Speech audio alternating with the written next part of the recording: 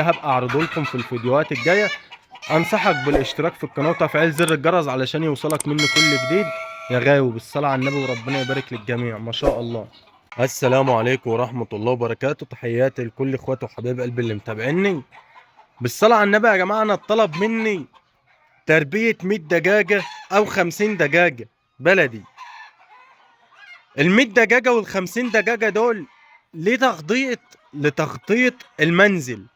لكن انك تقول انا عامل مشروع دجاج بياض او دجاج بلدي، لا يا حبيب قلبي. اقل مشروع يا جماعة بيبدأ من فوق ال1000 دجاجة. ومعنى كلمة مشروع مش معنى، عفوا، معنى كلمة المشروع مش ان اعداد الطيور، مش ان اعداد الطيور. اول حاجة اللي هو تجهيز المكان. انا عملت مشروع يعني جهزت مكان مناسب للمشروع. رقم 2 المكان والبيئة المناسبة للطير. رقم 3 أعداد الطير. ما أنت ممكن عامل مشروع وعندك 100,000 دجاجة وما بتبيضش، مش كويسين. يعني عندك 100,000 وما بيبيضوش ومش كويسين لأنك مش مجهز المكان. فمعنى كلمة المشروع إنك خدت مكان، موقع، وأنشأت عليه المشروع بتاعك اللي هو تربية الدجاج. اللاحم بقى اللي هو الفراخ التسمين، اللحم، فراخ البلد البياض، الفراخ الفيومي، على حسب انت بتحب ايه وجبت ايه للبيض. معظم الشركات ما بيجيبوش دجاج بلدي. يعني ما فيش شركة بتجيب دجاج بلدي. عندهم السوسكس واللهمان، ماشي، والاستر لوب، يعني بعض السلالات، مع ان هي السلالة الوحيدة والمقدسة عندهم اللهمان اللي هو بيبيض بيض احمر، بيض المائدة، بيض احمر حجمه كبير.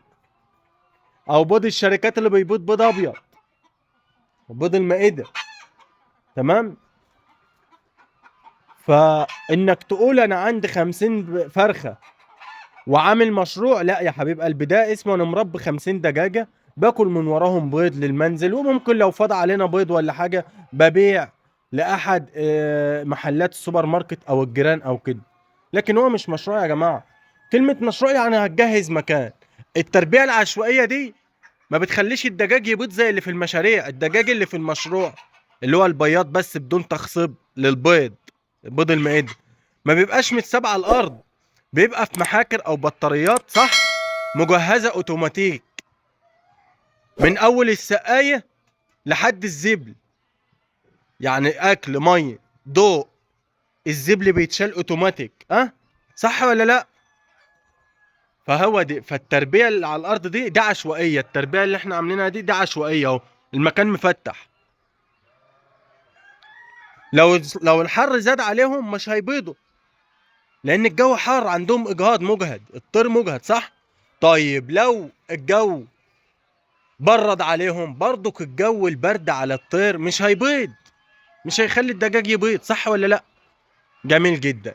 فنبقى عارفين ان تجهيز المكان من اساسيات تربية الطيور. عشان تبقوا فاهمين الكلام ده يا جماعة. محدش يقول لك ابدأ واعمل مشروعك 100 دجاجة بلدي ودراسة جدوى. انا عملت وكتبت كده قبل كده. ليه؟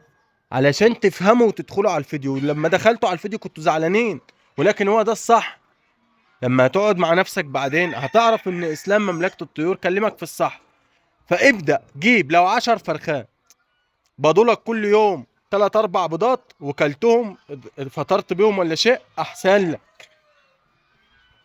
لكن اعرف ان مقابل الثلاث اربع بيضات دول بياكلوا وبيشربوا وعايزين اكل.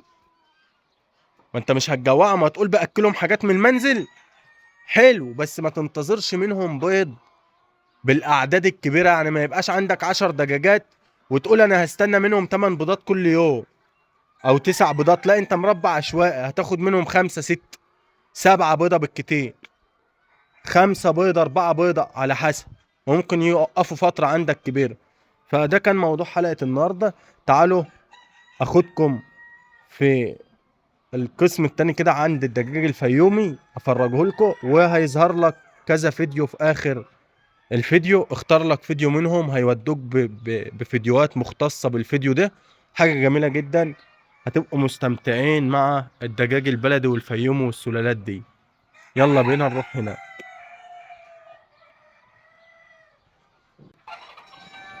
ورجعت لكم مرة تانية يا غاويين المملكة. وهنا الدجاج الفيومي الألمونيوم.